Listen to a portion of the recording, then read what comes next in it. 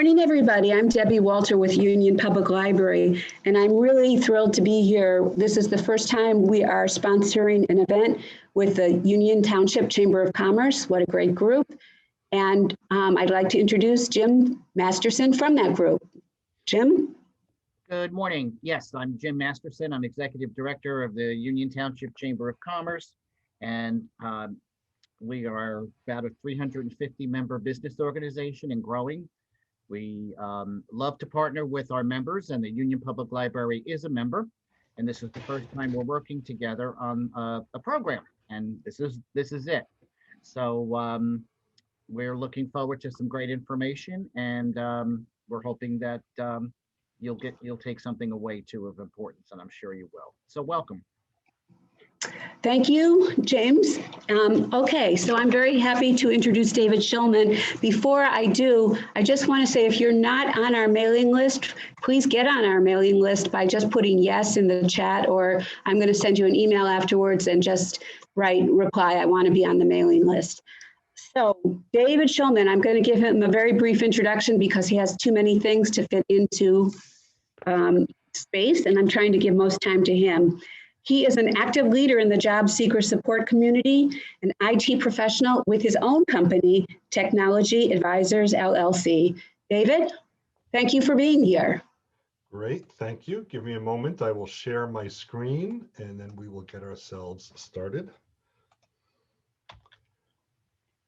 And so you should be seeing the screen. You should see the full screen of the social media strategy. Yes. Okay, so yeah, a little bit of just ground rules. I'd ask during the presentation, just keep yourself or your microphone on mute. Certainly you're welcome to keep your cameras on or off as you feel comfortable. And we're not going to be apparently a very large group, or will be a very manageable size. So if during the presentation you have a question, just unmute yourself and say, oh, excuse me, I've got a question, or something similar to that, and we'll address it. So it could be, even though this is webinar kind of presentation, it'll be very interactive, or as interactive as we can make it.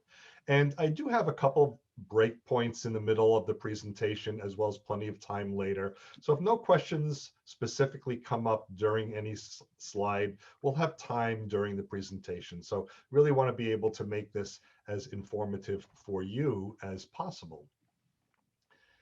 And so, but want to thank you very much, both from the Union Public Library and the Union Township Chamber of Commerce. It's a pleasure to be here. And we're going to talk about social media strategy and kind of using technology to help grow your business. Now, for any of the platforms that we talk about, the social media sites, we're not going to deep dive into how to use them. This is give or take about an hour or so presentation. We just don't have time to deep dive. So we're really going to talk more about strategy and ways to use social media at a kind of a mid-level. And the other reason why we're not going to deep dive into any particular platform is I don't know which is the right platform for you, but we're going to talk about ways that can help you identify that. So for instance, if we spent 20 minutes talking about Facebook and you find Facebook isn't the platform for you, then that wasn't a very constructive use of your time. So this is really to talk a little bit at a high level about some of the platforms, but really to talk more about different sectors of social media strategy. And so we will open the curtain and I will quickly just introduce myself. And so as Debbie mentioned, I'm David Schuchman, and I'm an IT guy. This is my company, Princeton Technology Advisors. I officially started it in 2014, so I've been independent since then. Prior to that, I had a 30+ year career in corporate in information technology roles. And kind of the things that we do, website work, whether it's helping a client with a new website, or what's very common, especially since I'm more of a provider to small business organizations and not-for-profits, a lot of times it's just updates or maintenance or support of an existing website, just kind of freshen it up. We do also search engine optimization, which we'll talk a little bit about today, in search engine marketing. And if your organization has a little bit of an office space or several computers, even if not in an office, and you want to make sure you have a good backup or virus protection strategy, we do those managed services. Or maybe you're looking for some sort of technology to use in your organization, and we can help you identify that and implement it as well. And as Debbie mentioned, I'm also an active leader in the job seeker support community. And I really call us a community. I had lost my job in 2012, and then a year later, I lost it again, another job. And I just became active. It became a passion of mine. So I lead a group called Professional Service Group of Mercer County. It is a virtual group, and you're welcome to join or visit us if you'd like, psgofmercercounty.org. And I'm on the boards, or I facilitate other groups as well. So that's me in a minute or so.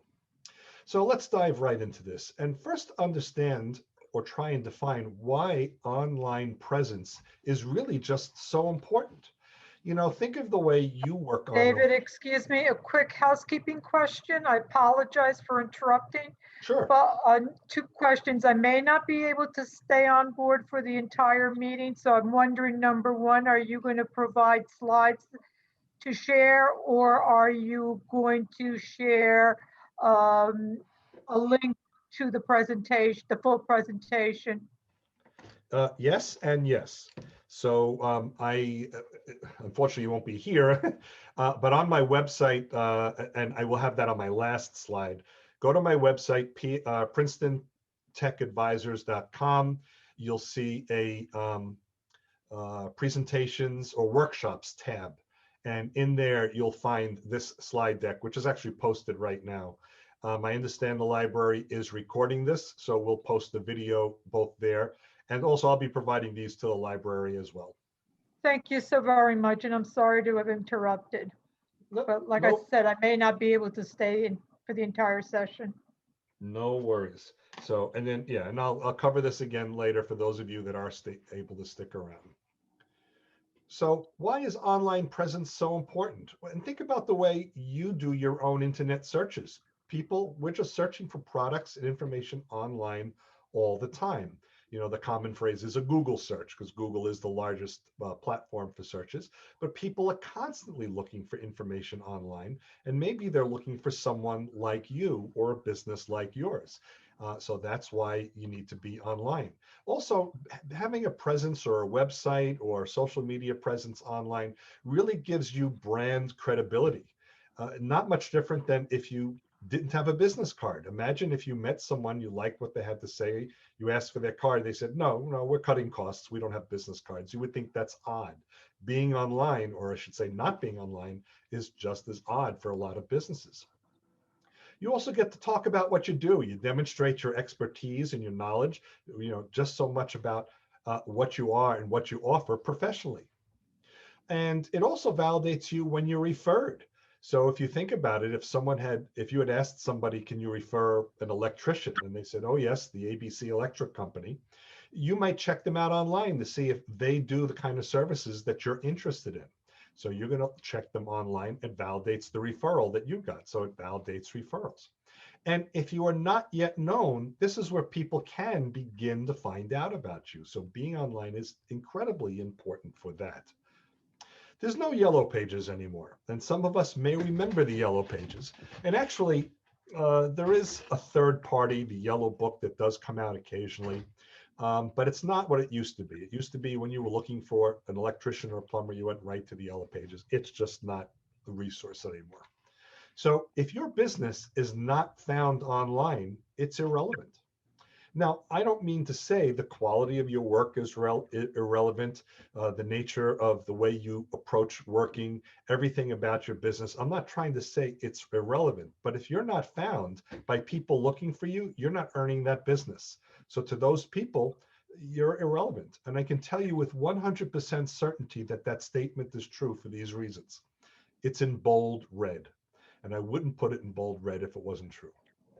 And I think I read it on the internet. And of course, it must be true.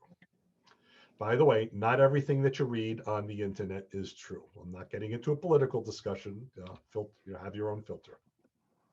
So you certainly do want to promote yourself and your business online.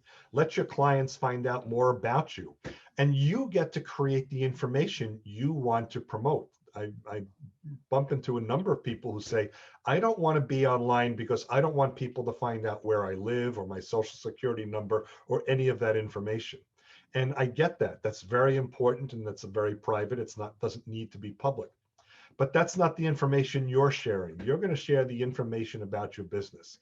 Any information that's posted about you that is, you think is private is coming from other sources. It's not coming from you. So don't be afraid to post the information you want to post. So you are controlling the message. You only share the information that you want. And you also get to demonstrate to your clients what's really important, both for you from a professional, and what your clients will find important as well. You get to show you off your expertise. You get to show that you are really an expert in your field. And if there's any negative stuff out there, you would be able to neutralize it. And so if anyone wrote something like a negative review on Google or something else, that would be unfortunate for a little while, but you get to neutralize it by being out there so prevalently on social media. And I'll give you an example of that. If you were shopping for a car today, and no need to answer in chat or raise your hands or anything, but just think about this. If you were shopping for a car today, might you consider shopping for the brand Toyota? I'm not saying you're absolutely going to buy it, but you might, maybe you would consider it. Or maybe would you consider the brand Honda? And I know when I do this meeting in person, or I have people where I can see them raising their hands, a lot of people nod their heads and raise their hands. And I always say, you're nuts. Why would you consider a Toyota? A few years ago, Toyota had a problem with their gas pedal sticking. It caused accidents. And Honda was well known for the problems with the airbags. There were accidents and people were injured and some were killed. Why would you consider that? That's awful. This was awful information out there. Because they controlled their message. They got in front of the message and they explained why there was a problem with the car or why there was a problem with the airbag. It turns out the airbag was another company that made the airbags, and Honda had replaced the airbags for all of their customers. My wife has a Honda Accord. We got ours replaced. Toyota found it wasn't a problem with the car, it was a problem with the positioning of the floor mats. If they were pushed too far forward, sometimes they would stick on the floor mats, and they rectified that as well. They controlled the message. So here's our first intermission point. So if anyone has a question, please feel free. Just unmute yourself and ask away. If not, we've got time later as well.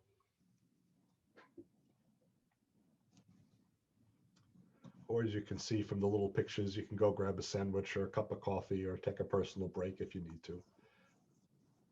Any questions, thoughts so far?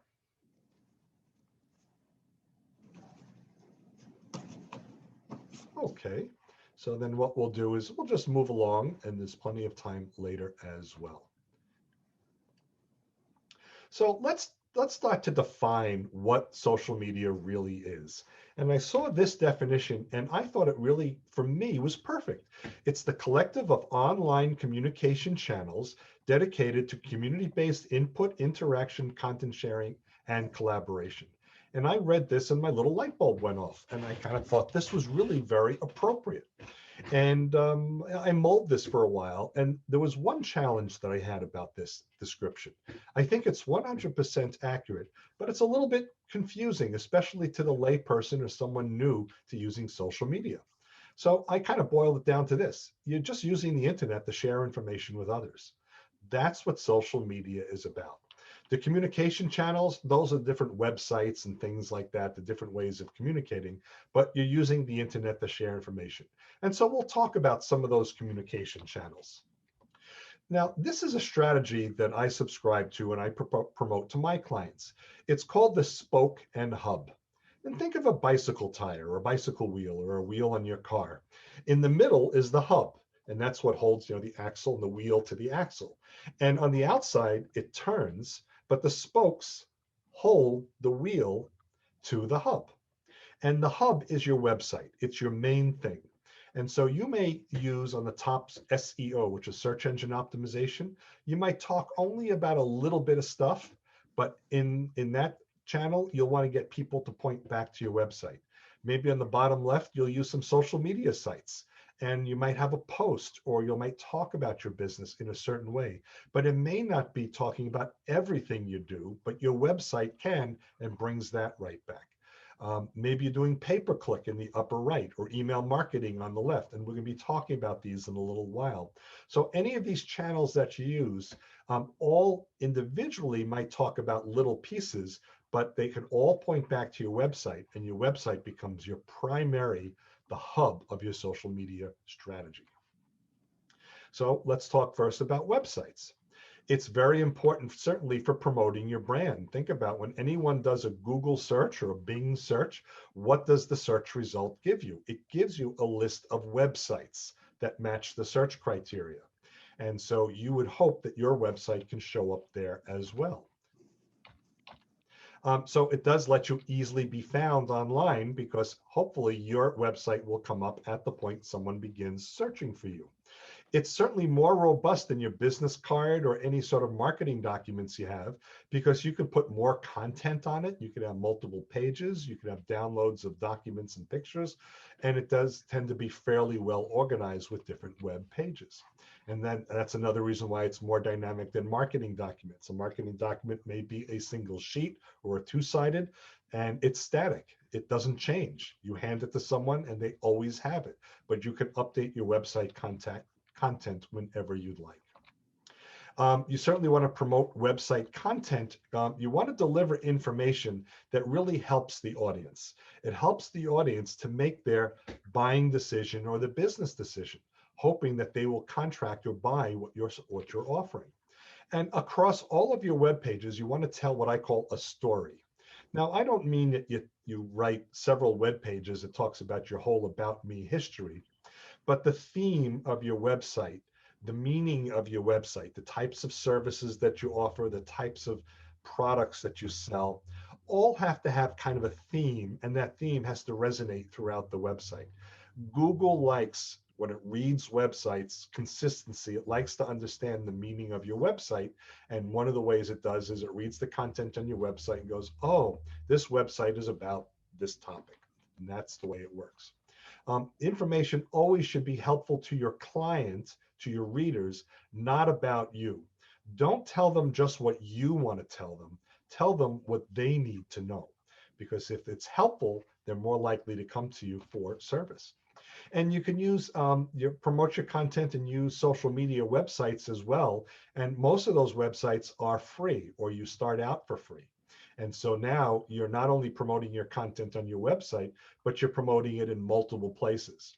And Google likes that too. We're going to talk about search engine optimization towards the end of this program. That's what this concept is. But if Google sees information on social media, other websites, and your website, and it's all about you and your service offering, Google thinks you're more relevant to the search term. And then that becomes very important. You certainly want to make sure that your website is mobile ready, which we call it responsive design. So you really want to make sure that all the web pages can be delivered on a screen that's of different sizes. So there's a good chance you're looking now on a desktop monitor, which might be a widescreen, maybe a laptop monitor, which will be similar but smaller. Maybe you're using a tablet or a phone. Those are clearly even smaller. You need the web pages to begin to understand that they're being delivered on different screen sizes and adjust the text accordingly. If not, used on smaller screens, it looks like a very difficult eye chart and hard for people to read it. So it adapts to any device. And by the way, it doesn't cost extra to have your web programmer do this or for you to do it. It's all built into the themes and the designs of websites. Just make sure you are using this. And so for us as developers, it's really very easy. Themes that the web tools provide really allow for mobile viewing, and we get to test that as we develop. And also, if your audience is going to be a younger audience, if your clientele is the potential to be a younger audience, under the age of 37, 38, under that age, they're millennials. 20% of millennials do not even use a desktop or a laptop. They are primarily on mobile devices. So if you're not going to be easy to read on a mobile device, you're going to lose the millennial audience if that's important to you. You also want to do what's called local search criteria, or local SEO, search engine optimization. You want to include content, even little bits and pieces of content throughout your website that lets Google know where you're located. 20% of Google searches are local searches. So someone may be typing boat supplies Union County as opposed to just simply boat supplies. And so boat supplies without Union County, you may get a broader range of results. But if people are searching locally in your Union County area business, or at least around that geography, you want to make sure within your website you add that type of content. So there are different ways of doing it. You may want to add your location or your contact information on every page. You can put them in the header or the footer. And by contact info, you can also put just words. So you can have the about me, and you could say, we are the #1 service organization in Union County for this type of service. Or I built my business in Union County and we serve the whole Union County greater area, stuff like that. And Google will pick up on those little uses of Union County. I wouldn't word stuff and put Union County every sentence, but on every page. So use those local terms. You may want to add a map with directions, like a Google map. It's very easy to do. Maybe you've got listings on the directories like Yelp or Local or any of the others. And so you can put those links on your website as well. And it begins to let Google know exactly where your geography is and what your service area is. If you are servicing a wider area, there are techniques for doing that as well. But my first assumption is because you are a local or regional chamber of commerce, your search is more likely to be with businesses in your general geographic area. There's also something called Google My Business. It's a free service from Google, and it really kind of helps your visibility. You might have typed in a search of a specific business, and not only do you get a list of the web pages, but on the right side, you might get this kind of panel similar to that one is mine. And so you can set up a Google My Business page or listing as well. It will put you on Google Maps. So go ahead and do that. It is completely free. So it pops up with the search results, and it does help promote your local business. You can put in your hours of operation, contact information, links, all sorts of stuff that will help people be able to find you a little bit easier. And Google likes it from a search engine optimization perspective. Anything you do on Google, Google likes because you're using Google, and it just helps their tools. Okay, here's another intermission and a break point. Any questions? And any thoughts?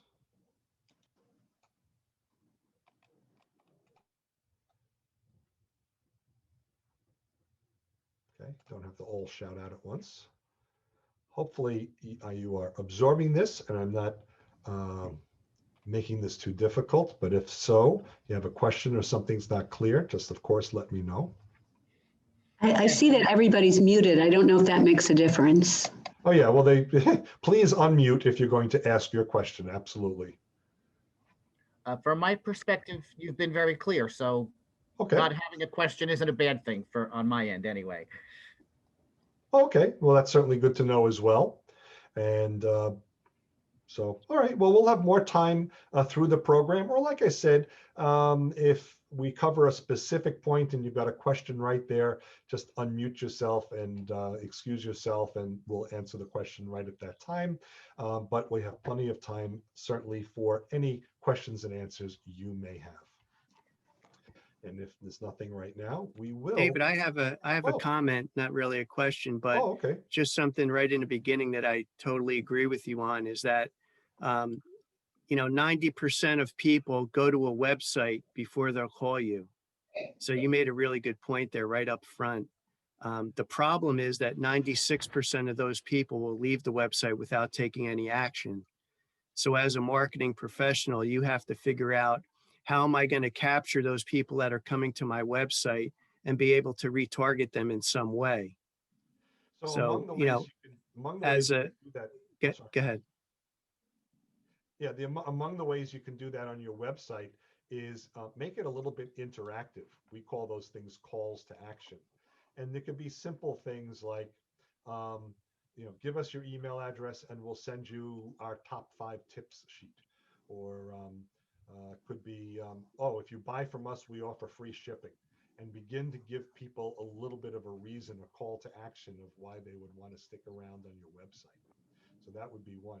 And also make it very easy to navigate when you design the website, so that, some people are a little bit hesitant using technology and you don't want to make it difficult.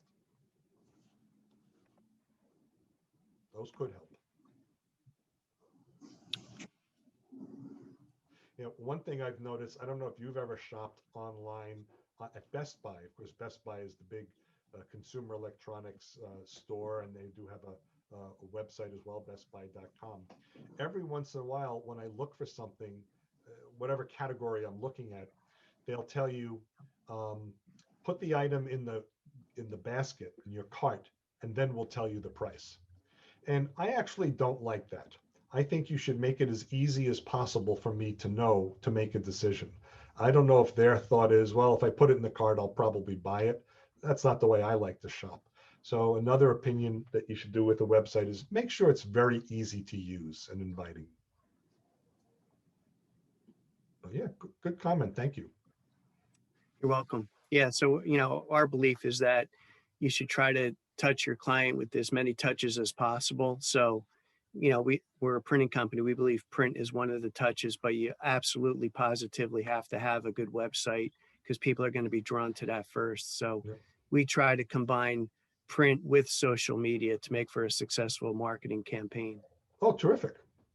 So yeah, I don't remember what, there are a number of touch points that typically we need to make with a prospect that we think is can benefit from us.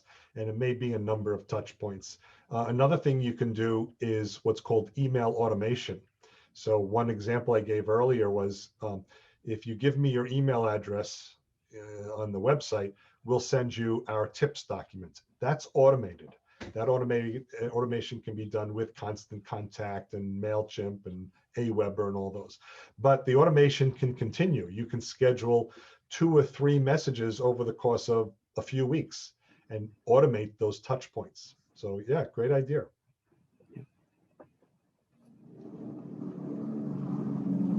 All right, so we'll move along again. Always time for more questions a little later. Let's talk about your LinkedIn profile.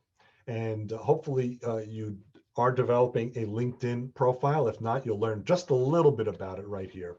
But LinkedIn is the #1 business-to-business website or social media platform. As of the end of last year, there were over 740 million users. So this tends to be used much more for B2B than Facebook or some of the others. And we're going to just touch on Facebook again a little later. So it is used by business professionals mostly. You can look for people by role or keywords. You can research prospective clients. So maybe you've met somebody and now you want to do a little research as you develop your touch points and your marketing campaign towards them.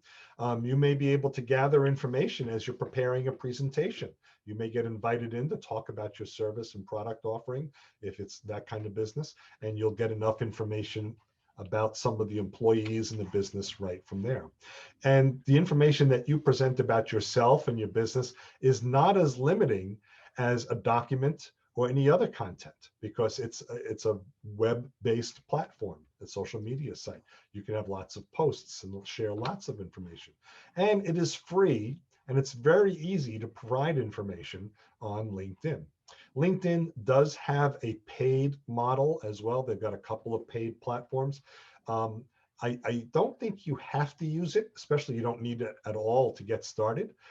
We could talk later if you have had specific questions about some of the features that they may have in the paid, if it's worth it or not.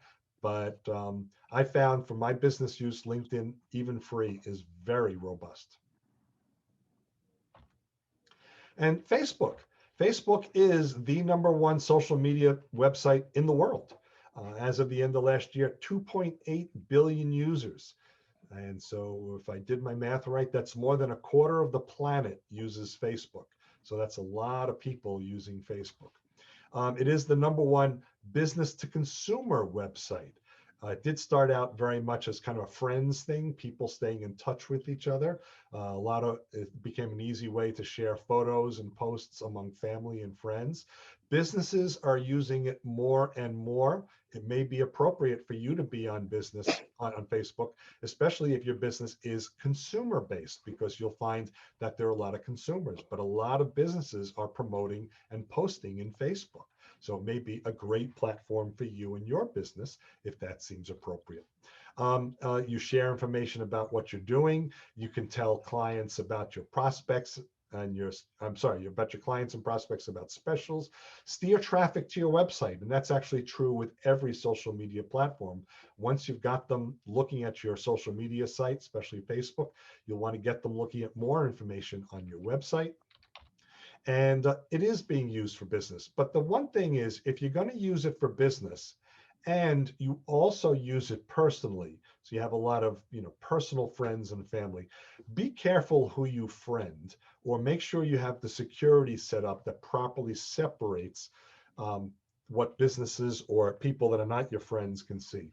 It could even be something innocent like you're connected to your brother's family. They went on a family vacation to the Caribbean, and they have a beautiful picture on the beach. The sun is setting behind them. Several of the adults are there. They're all in their bathing suits and they're holding a beer in their hand. And they may think, hey, you hang out with boozers. You just don't know what people are going to interpret. But that was clearly a very innocent picture. So you may not want your friends to be connected at all to your business or vice versa. You'll want to lock that down pretty much. Again, we're not going deep diving into Facebook or LinkedIn or the others, how to accomplish that, but always be careful of how you build your mix your personal and professional relationships. Twitter. Twitter is also an incredibly large platform for writing anything you want within 280 characters. And yes, you can include photos, documents, and links as well. They measure the users a little differently. They changed it last year. So they probably have about 325 or so million users, but they measure it. There are 192 million daily active users as of the end of last year. So they're really telling you how many people are really using it, no matter how many live active accounts they have. Let people know about an article of interest or other happening that's going on that's relevant. You can let them know about an upcoming event that's happening. Maybe you'll be at a professional association, or you'll be at a expo or something. Let them know of some accomplishments. We just hit our 100th install of our product, something like that. A little small message. Some people are really not sure about the effectiveness of Twitter. And so I would challenge you to think of this. Now, I'm not making a political discussion at all, and I do not want to get into that, but just ask former President Trump how he feels about the effectiveness of Twitter. He is someone who used it very well, and lots of politicians do as well. And you may say, I'm not on Twitter. I don't think there's a value to it. And that may be true, but someone like President Trump was able to get his message out to people who are not Twitter people, because other people followed the message and broadcast. And that's why you use social media. Even if you're not on that platform, others will read about it and let their network know as well.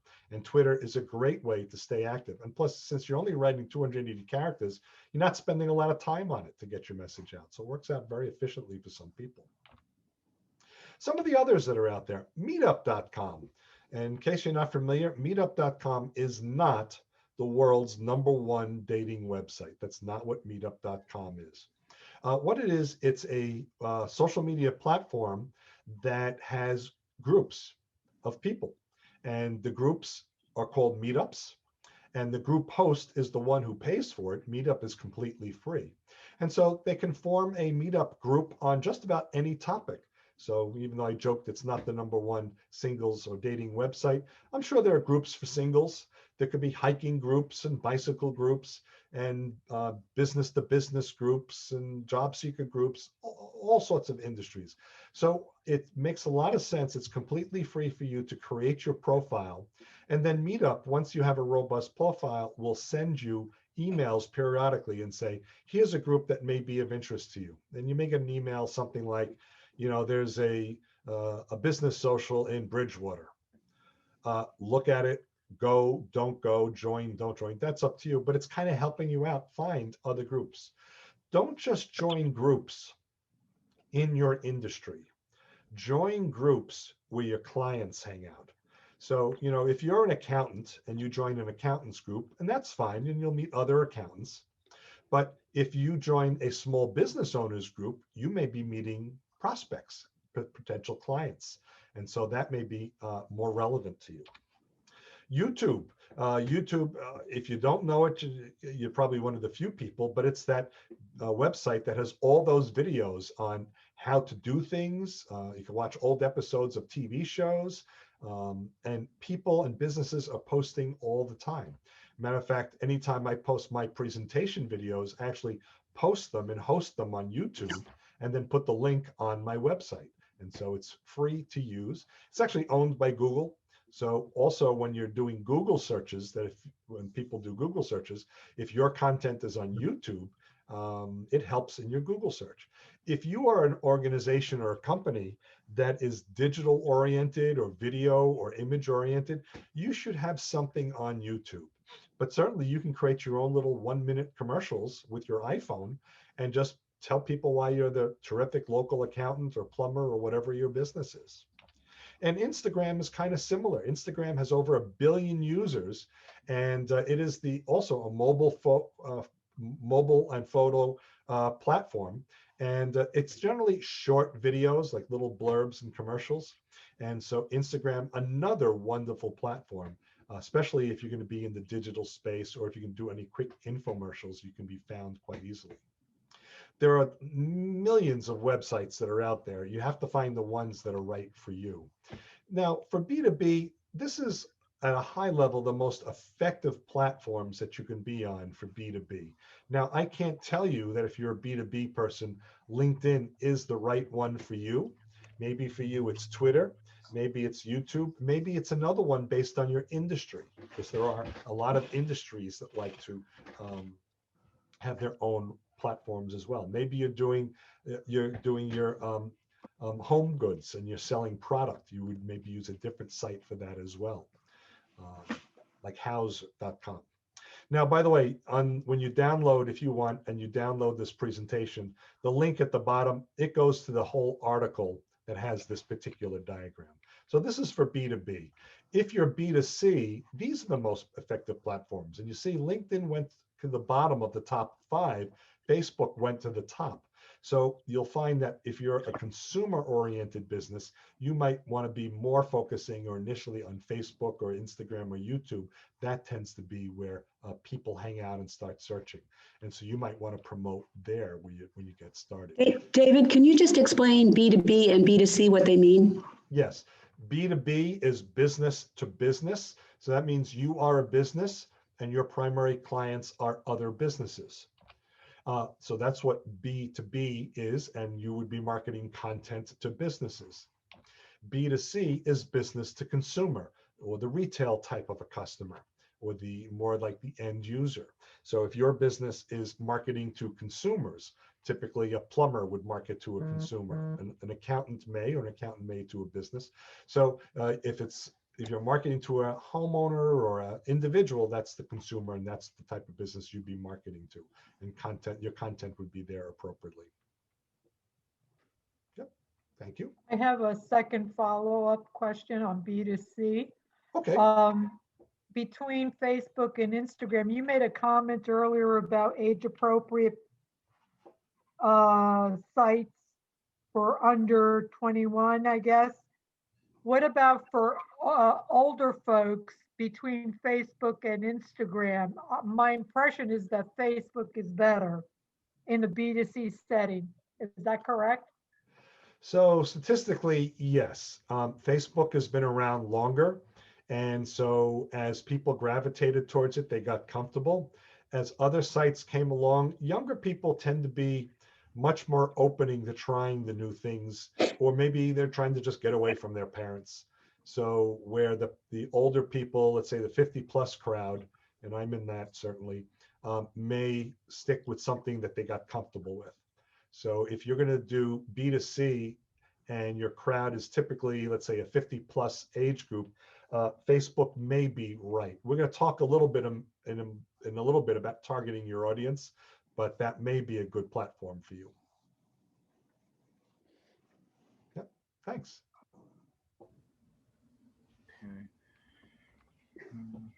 Let's talk about blogging. Blogging is a great way to get your information or messaging out. A blog is a website, or it's a web page on your own website, and it allows you to write these articles, and the articles are called posts. It's just what they evolved into the naming it.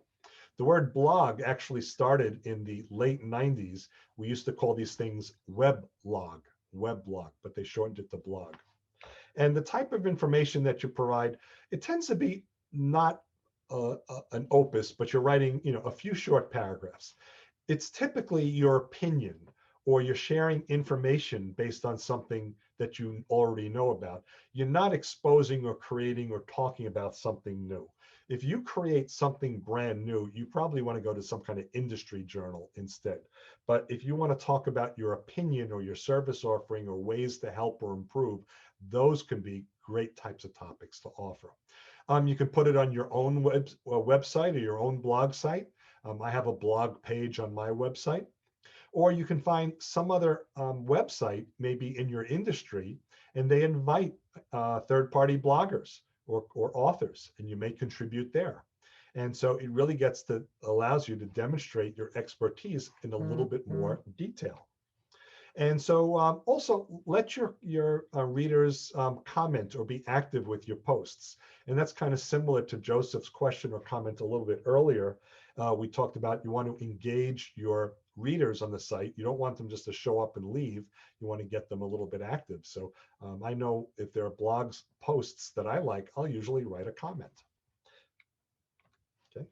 And it does really help to promote your brand and to develop your brand, because now someone can find information that you're offering, helpful information, how-to information, informative, because websites and being online are always about helping the people you're writing to. It's not about helping you. I mean, bottom line is it helps you if you get the business, but the way you earn that business is providing help to others, and it'll really allow you to develop and promote your brand. Email marketing and newsletters. I think this is can be a very effective social media tool. Okay. And basically all you're doing is you're sending a message to a group of people using email. It's just that simple. You can advertise a product or a service. You can provide information to others. You can enhance relationships. So you already have a relationship with a client, keep you in the back of their mind by sending an email once in a while. You can encourage customer loyalty and increase repeat business if the nature of your business is that way. And I'll give you an example. One of the companies that I get an email from fairly periodically, fairly regularly, is CVS, the pharmaceutical store. Now in my neighborhood, all the big brands are around, but CVS will constantly send me at least once a week an email letting me know whatever is on special, or they'll send me a coupon, and I get at least once a month, everything not on sale is 25% off. That's what the coupon. So I can go shopping and use the other coupons and weekly sales, or I can buy something that's not on sale this week and still get it for 25% off. Everything to me is on sale.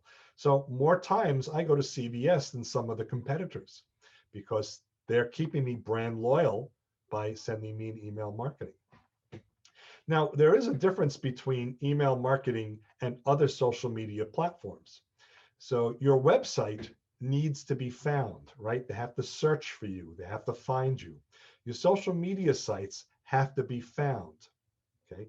And so in the marketing world, that's called inbound marketing. You're putting little breadcrumbs out there so that you can be found. So that's inbound marketing. You're getting them to come to you. Email marketing is different. It's outbound marketing. It's almost like newspaper advertisements or radio advertisements. People are sitting around and they get your email. You're sending it to them.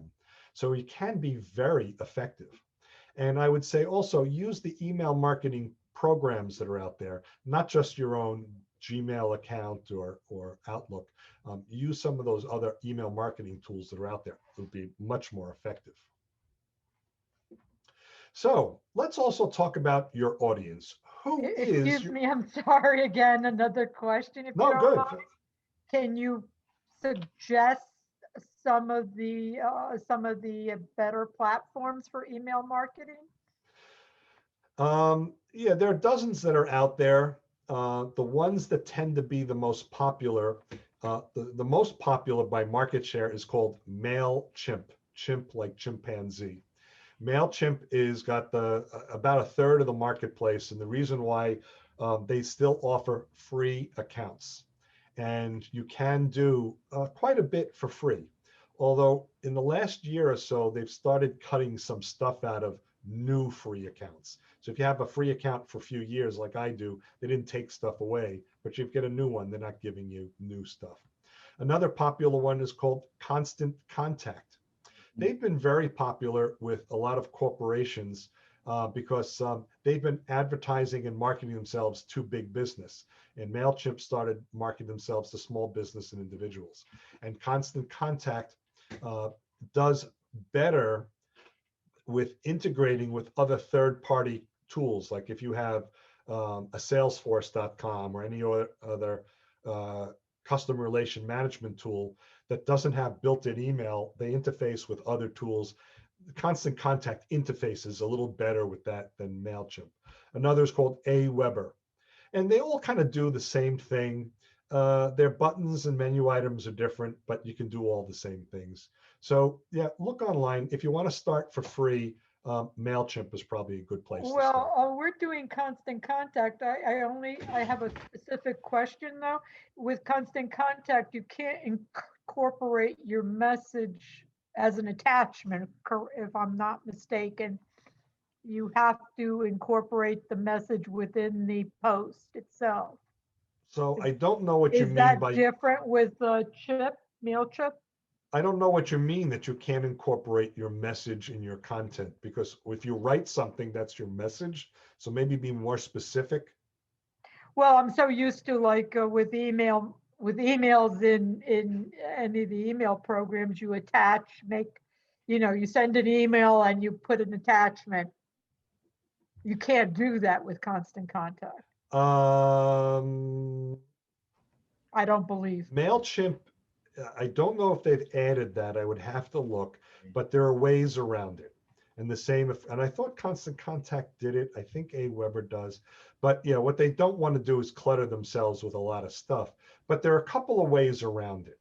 One thing is, if it's not a big message, like if it's a newsletter, in theory, you can put that into the content like a photo. So you can do it that way. I'm not a fan of doing that. And the reason why is email companies, not MailChimp, not Constant Contact, but the recipient, the Verizon.com and Gmail, they get very skittish when the message coming into their customer is only a picture or a flyer with no words. And they'll often flag those as spam. So that may not always work. Another thing you can do is you can post your content somewhere like on a Google Drive or someplace else and put a link to it.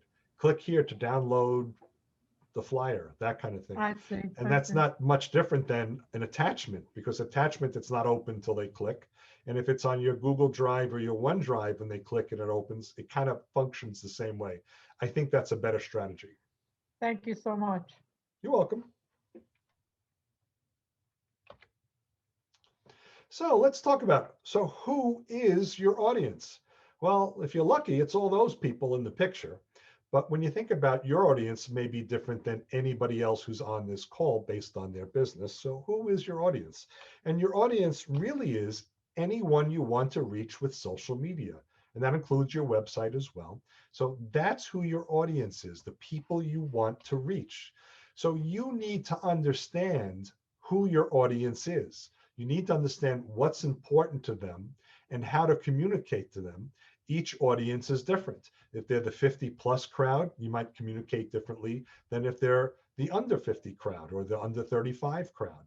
If they're B2B, business to business, you might reach out to them differently than you would an end user consumer. For example, if your audience is kind of retail based, which we would call business to consumer or B2C, you might want to use more layperson type terms in the content that you post. So if you start adding acronyms and industry terms, your audience may not understand that. On the other hand, if your audience is within the industry, if you're a B2B type service, if you're selling to people in your industry, they expect you to use industry and technical terms because that's their world. So, these are examples of things you have to do to communicate to your audience.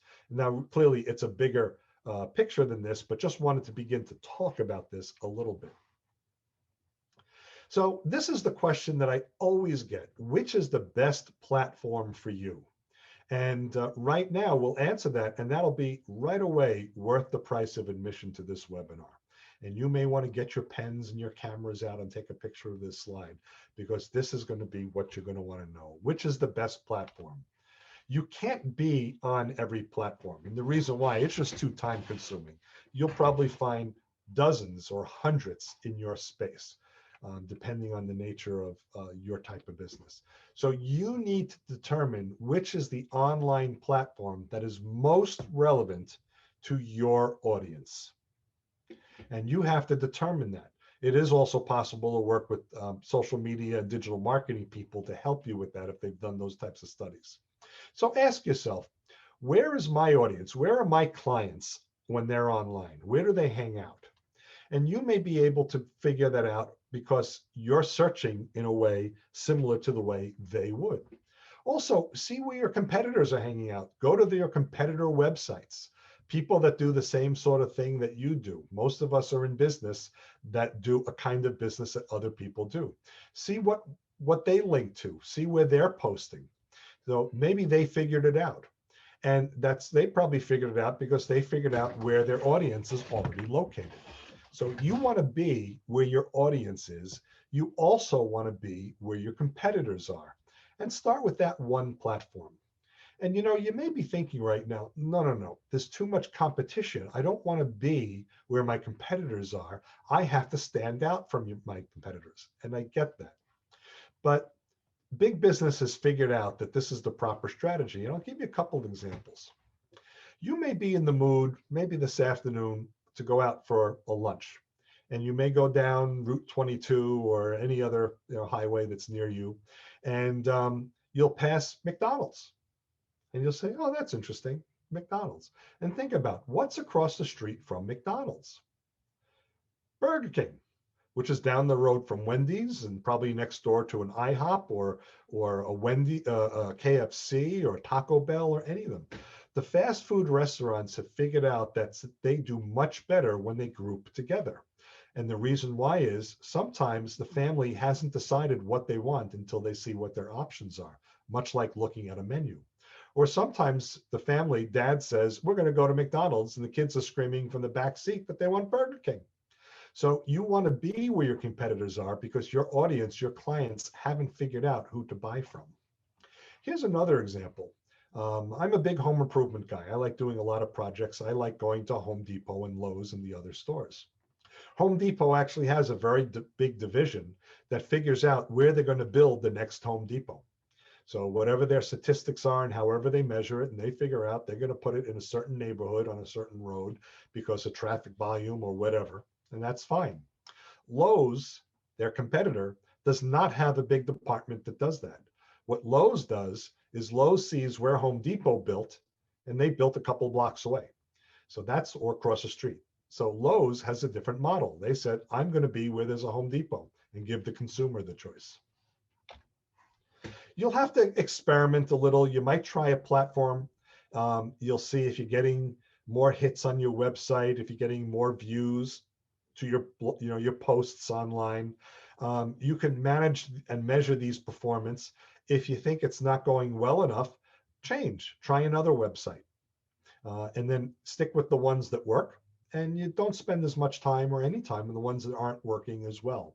So it's really up to you. So which online platform is best for you? I can't answer that specific question, but again, you need to know the one or the ones that your audience is at. And then find the one that works best and stick with it. So what do you do next? Pick one tool. Social media is like that old joke, how do you eat a 1,000-pound elephant, right? One bite at a time. You look at the elephant, you can never eat it. If you look at social media, it may be too daunting. It is a big topic. So just pick that one tool where your audience is. Sign up and create an account. Most of them have free accounts. So start for free. Learn later what you can get if you pay the account, boosts and things like that. If you need assistance, try some get some how-to assistance from webinars or YouTube videos. Ask friends that you know or family members. Find a class. And if it's going to need a little bit more effort, find a consultant. So there are plenty of places you can find resources. If it's too time consuming, you might have someone do the work for you. That way you can focus on your business. And then get started, but just get started with one, right? You eat the 1,000-pound elephant one bite at a time. Social media, you have to use the same philosophy. Okay, another intermission point, and then we'll get to a couple of other things like search engine optimization and a few other tech topics, and then we'll wrap up. Any other questions at this point? Something of interest or something I can clarify? I have a strange question, I think. Oh, cool. I had been on LinkedIn. I'm not right now, but I'm reconsidering it. When you go on Facebook, you can look up people and do all kinds of things, and they don't know you looked them up. But on LinkedIn, it tells you that so-and-so looked at your profile. And I just find that sometimes I don't want people to know that I was looking them up because, if it's somebody who maybe would be joining the chamber and I just want to see what they're all about, or somebody looked me up, that kind of a thing. So I don't know. What's your opinion on that part where you can see people who've been looking you up? So I don't mind it. And I'll tell you in a moment how you can stop that also, but I don't mind it. I want people to find me. I'm in business to earn new clients. So I want them to find me. I want to put content out there that will interest them enough to look at my profile and maybe go to my website and find me. So I'm good with it. I had met a woman a number of years ago when in my job seeking support capacity, and she said, I am not on any social media platform. I don't want anybody to find me online. I just want the recruiters to call me. I said, okay. I said, how are the recruiters finding you? And she said, I don't know. They've got a way. I said, sure, they're looking for you online, but you're not there. So, and she wasn't getting calls. So it's a different world now. And so you do need to promote. Now, if you are doing a bit of a clandestine search, if you want to do that, or if you're afraid that someone may get weirded out that you're doing that, we can't deep dive into it, but in the upper right corner of LinkedIn, you click on your image and it drops down, and you can go into your profile settings. And you can make your profile settings into more private settings so that people won't know that you're snooping around. Okay. When you do that, you also make yourself invisible to be found. So what I would say is tighten up your profile settings, do your search, and then when you're done, loosen them back up so that you can be found. Oh, okay. Okay. All right. Thank you. Yep. You're welcome. I have another question if I can. Sure. So you may cover this in the next session, and if so, I'll wait. When you shared your hub picture, my question was, we use something called DreamHost. Where does that fit in that hub? I don't know what. In the hub picture. So what happens is. Well, your first slide. Yeah. The spoken wheels. Yeah. Got it. So what DreamHost is, they provide technology services. And DreamHost, maybe you've heard of GoDaddy or HostGator or some of these others. They're similar companies. When you build a website, it's a program. It has to run someplace. It's got to be on a computer. It can't be on your own desktop or laptop because nobody will see it. It's got to be out on the internet. And so what DreamHost does among the services is they have website hosting. And so you can build your website and run it on one of their computers. So where does that fit in your picture? It's probably most closely aligned with web hosting, the website, if you're doing web hosting. Mm-hmm. But if you need business email, So if you were, ida@mybusiness.com, you could register your website domain, the web address, with a company like DreamHost. They sell you a service, email service. So you're not just using, ida@gmail.com, but it's ida@mybusiness. That business email, they can sell it as well. And so they're really a service provider that's kind of supporting that hub. It's not really part of the hub. The hub is showing you have a website, regardless of DreamHost or who's supporting it. You have email marketing, doesn't matter if it's Constant Contact, MailChimp, or somebody else. You are doing blogging, you are doing search engine optimization, all those things. So it's kind of an underlying supporting vendor. Gotcha. Thank you. Yep. And so, yeah, if you're going to do any of those tech services, DreamHost, they have a good reputation. GoDaddy has a good reputation. HostGator and a few others have good reputations. And so you can work with them. Or sometimes what happens is you create the contract with them. You say, you'll host my website, but I'll hire a programmer to build the website for me. And you can do that as well. Thank you. You're welcome. Okay. Search engine optimization. We can do an overview of search engine optimization in an hour by itself. So this is an overview of an overview. But when I first started doing this presentation, always search engine optimization questions came up. And so I just thought I would add it to the topic. And yeah, and this may be one that'll generate a few questions. So don't be worried if you're wondering, I don't get it yet, but let's dive in. So let's first think about how search engines work. And what a search engine is basically like a Google search or a Bing search. Those programs are called search engines. And what they allow you to do is you enter a term or a word into the search engine. There's usually a field at the top. And you press the go or start or whatever button they have. And then this is what they don't do. This is what people think they do. And this is what they don't do. So in Google, they don't instantly take that search word, search every web server on every hosting provider, like, GoDaddy or DreamHost, and search every website, read every page, all the attached documents, and then bring you a result of what they found.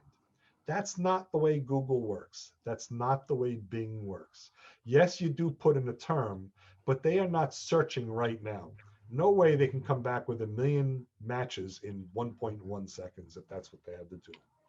What they do is night and day. Google has these programs, Bing, the others all have the same thing. Night and day, they just search websites for everything. These are just programs that gobble up information. They just find information on websites. They're running night and day. There's 1 million of them running. They find every website they can, and they send that information back to the database. So Google has this incredibly big database. It's a series of databases that contain stuff. And so when you put in your search result, a search criteria, the result is information that it's already found in their database.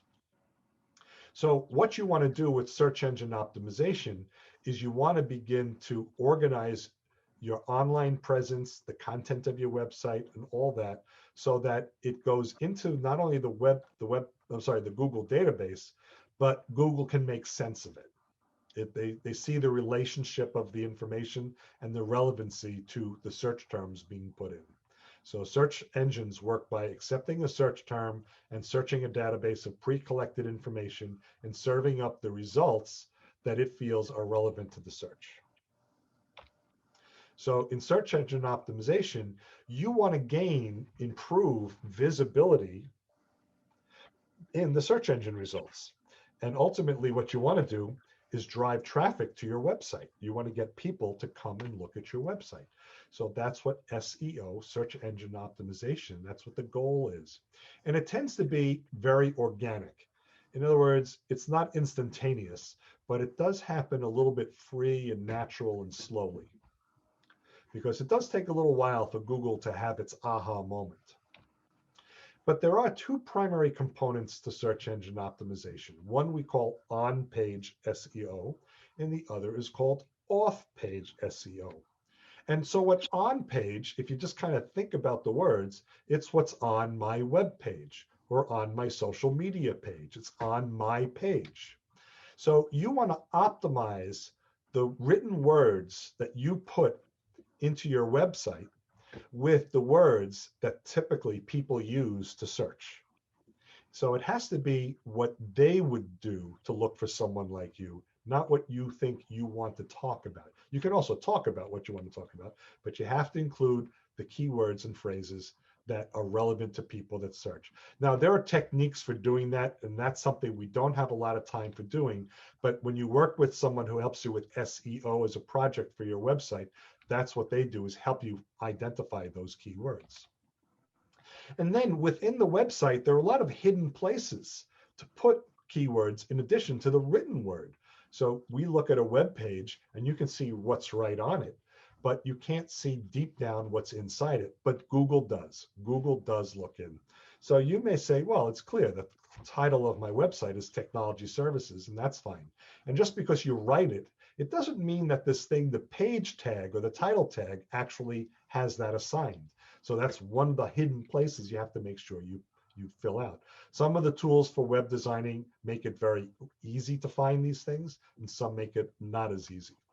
Also, the name of your web page. Every web page has its own web address. I actually worked with a client who had each web page was called page 1, page 2, page 3. Imagine looking at this one if my web page for technology services was princetontechnology.com/page1. What is page 1? Google doesn't know what page 1 is. You're making Google do a lot of work reading. But here, you call the page just what it is, and it helps Google understand. That's that story mentality that's beginning to happen. You're telling Google in lots of places about your company and your website. And then there are these meta tags. I won't go a deep dive into them, but every page, every template has them, and you get to put information in the meta tags as well, and Google will read them. Your readers won't. They'll never know they're there. And what's nice is they don't need to be grammatically correct. You don't have to write a sentence. You just have to have the keywords in them. It tells the search engines more and more what your web page is about. And also have internal links on your web pages that link to other web pages. Your menu is an example of that. You have a menu on the top, you click on it, you go to a web page. You can actually have pages within your website linked to other web pages. So you might have something like, here's a description of my technology services. For more information, click here to contact us, and direct them to your contact us page. Those are simple examples. And then there are these things called alt tags. They're attached to the images. Every photograph that you have actually has hidden places on the back, inside, I should say, for describing the image. Now, if you use one of those services like Shutterstock or Getty Photo or any others to download pictures, it's perfectly fine. You'll find some really lovely pictures. But they put their own alt tags in them. So if you have a picture of you having a discussion with a client, maybe the alt tag says people talking. Well, that's true. But what you want it to say is technology services. Change it. Make sure you change it so that it tells that consistent story. What an alt tag is, you may remember years ago, you used to go on a family vacation, you took a bunch of photographs, and before you put them in the photo album on the back, you wrote something like, 1985 summer vacation to Lake George, something like that. That's what an alt tag is. It's on the kind of digital back of the image that talks about it. So lots of places. Google likes reading this information, even though your readers don't, and it helps Google understand the relevancy of your website content to the searches that are going on. Off-page SEO is what's happening on other websites, not on your website. And you may say, how do I affect that? And that's a little harder to do. Off-page refers to the activities of other websites outside your website. But in the Google world, the Bing world and searches, it gives your website more credibility. So you could say, my website is about technology services. And Google goes, well, that's nice. But if someone else's website says David's website is about technology services, Google says, oh, that's like an authority. That's like a recommendation. Google likes that stuff. So it gives an indication of how the world perceives your website and your business through the search engines. So the most important ones that you can try and work on is called link building. What you want to do is put on your website links to other websites in your industry. Or maybe have the Chamber of Commerce. I haven't looked through the whole Chamber of Commerce website. Maybe all of their members have links to their websites on the membership page, may be a good thing. If you are selling products and services, you may link to your vendor pages, and Google will understand that. And so what you also want to do is contact your vendors and say, hey, I'm one of your loyal customers. Put my link on your website and get them to reference you. And that could help as well. And your social media sites. You're in charge of your social media sites. You're in charge of the content you put on your Facebook and your LinkedIn and all those things. Have them link back to your website. There's that spoken hub that's beginning to develop. And Google likes that from a relevancy perspective. So the types of things you can do to improve search engine optimization, start with the on-page SEO, update your text, your content, your keywords, your image keywords. It's easier than the off-page because it's your website. You could do it yourself, or you have your web developer do that for you. The off-page SEO does take a little more time, but you can start by writing a blog post and reference back to your website or posting on your social media. Ask some other people to do posts and links to your website as well. Submit articles to industry. Maybe you'll get a reference that way. That could help you as well. So we've got one more topic after that, but I thought even though we only did a few slides, if you've got any SEO questions, maybe while it's fresh in your mind, we would answer that here. I think that you provided a wealth of information. Why don't we hold all the questions to the very end? Very good. Okay. So in addition, there's something called pay per click. And these are also called paid search. So what you're doing is you're using these social media tools or the search engines to promote your website in a more prominent way, and you're willing to pay for that. It's paid advertising. So what is pay per click? It's an internet marketing strategy. You're basically paying that provider each time somebody clicks to get to your website. So if you post an ad and someone clicks on it, you pay for the click. You don't pay typically for the ad, you pay for the click. So you're basically buying visits to your website rather than earning them organically. Search engine optimization is earning them organically, building the content so that Google will just serve you up. But here what you're saying is serve me up, put me near the top. And pay-per-click, it's very popular. It's a very popular form of online advertising. Lots of people offer and use it. And social media platforms do it. Internet search engines offer it. So you may have heard, like in Facebook, you can boost the post, or you can pay to get yours on certain sites or pages. And that's what social media does. Search engines offer it as well. So we'll talk about, on the search engine world, what's called Google Ads. It used to be called Google AdWords. Now it's Google Ads. Again, we could talk about this for an hour or more, but we're just going to talk about it for the next few minutes. 89% of internet searches were done in Google in 2016. I'm telling you that because you can also do ads in Google, in Bing, Yahoo Search, and the others. For 89%, just do it once, do it in Google. You'll hit most of the people that'll find you. Your website is seen by your customers at the moment they're searching on Google. Or I should say, the link goes up in the search results at the moment they search, as long as your ad matches their search terms. But you only pay when they click to your website. At a high level, this is how it works. You write an ad that tells people what you offer. That's free. And you choose your advertising audience. You're not going to advertise throughout the world. You can advertise in geographic areas as large as a city, a state, or right down as small as a single zip code. So if you want to be just Union County, that's fine. It'll be all the zip codes in Union County. Why is that important? People in Texas will not see your ad, and will not pay, you won't pay Google for someone in Texas for clicking in. That's important if your clients are just not going to be in Texas.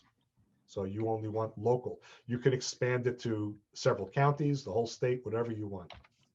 And then you set your bid strategy, how much you're willing to pay for the click. Now, Google usually gives you a sample, a recommendation. They may say pay 50 cents or $1.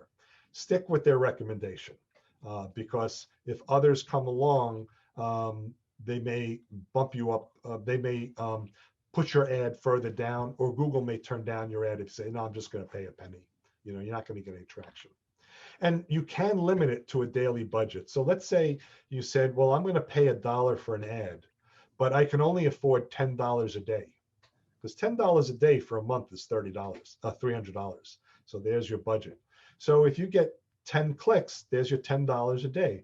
If that happens by noon, the ad will be turned off until tomorrow, and then Google will turn it back on. If you get 10 clicks until 6 o'clock, then it went on all day.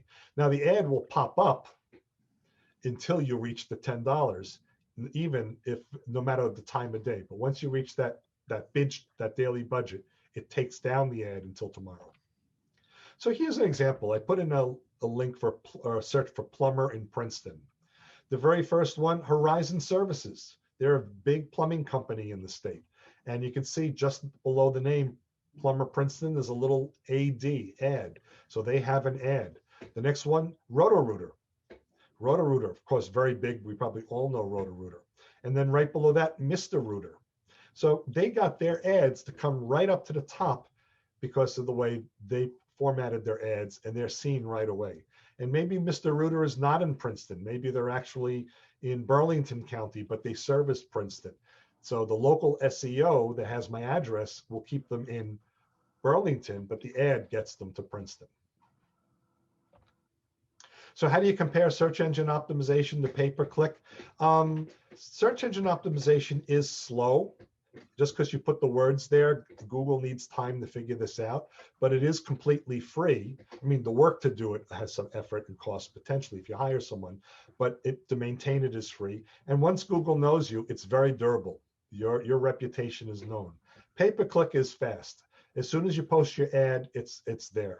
If you don't manage your budget, it may get expensive. So do manage your budget.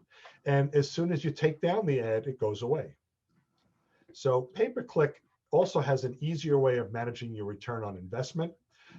It's not affected by the Google search algorithms. So Google may decide from a search engine optimization point who to put up first. Pay-per-click, you go right to the top, and you can target your audience. So it may be a worthwhile investment from a marketing perspective.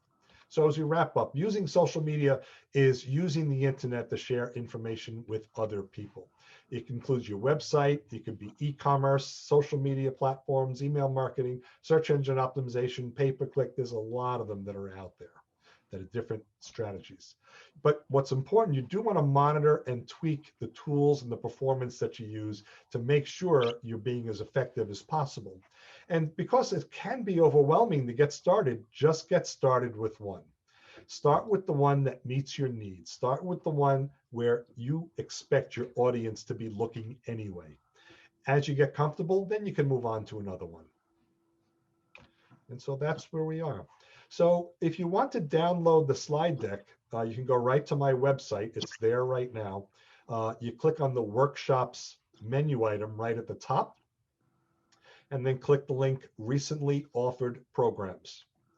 And so it's one of the top 2 on that page right now. The reason why I say that, I'm doing another presentation this evening and I have them both posted up there. So I think this one is actually the second one, but you'll be able to download a PDF version of the slides. As soon as we get the video, I'll be posting a link there as well. So you can download the video from there, and I'm sure the chamber and the library can provide the resources to you as well. So that's where you find the slide deck. PrincetonTechAdvisors.com, go to workshops and recently offered programs. And so that's where we're at. And that's my contact information if you're interested. But in the meantime, any other questions before we wrap up?